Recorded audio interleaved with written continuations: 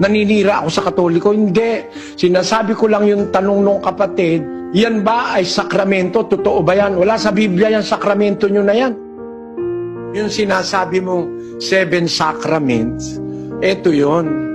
Sa maikling katisismo, pakibasa mo kapatid na Daniel. Ang mga sakramento ay 7. Una, ang pagbibinyag. Pangalawa, ang pagkukumpil. Pangatlo, ang pagkukumpisal. Pang-apat, ang pakikinabang. Panglima, ang pagpapahid ng santo olyo sa may sakit. Pang-anim, ang pagpapare. Pang-pito, ang pagkakasal.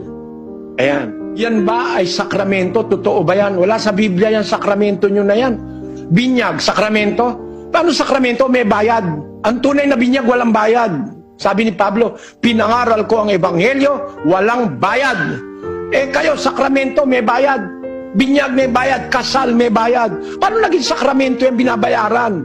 Mali, eto prueba, oh. Ito po, the Roman Catholic Archbishop of Manila, St. Joseph Parish, 2671 Juan Luna Street, Gagalangin, Tondo, Manila. Baptism, 400. Confirmation, 240. Donation, 50. Total, 690. O itanggi nyo to. Eh nagpabinyag, nagpakumpil, tapos hiningin pa ng donasyon na 50. Naka 690. Yan ba ngayon, matatawag nyo sakramento? Ang sakramento, something sacred, hindi binabayaran yan. Walang bayad yan.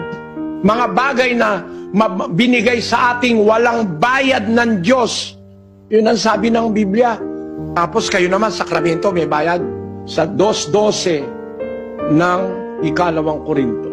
Ngunit ating tinanggap hindi ang espiritu ng sanglibutan, kundi ang espiritu mula sa Diyos, upang ating mapagkilala ang mga bagay na sa atin ay ibinigay na walang bayad ng Diyos. Maraming mga bagay na binigay ang Diyos, galing sa taas, pero walang bayad yon.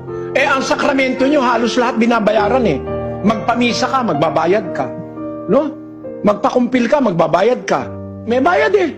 Paano mo sasabihin sakramento? Pag Biblia pag-uusapan, walang sakramentong binabayaran. Eh yung sakramento nyo, tigib ng bayad. Negosyo yan eh. Mas maganda rin ang tawaging 7 negosyo ng Catholic Church. Hindi sakramento. May bayad kasi.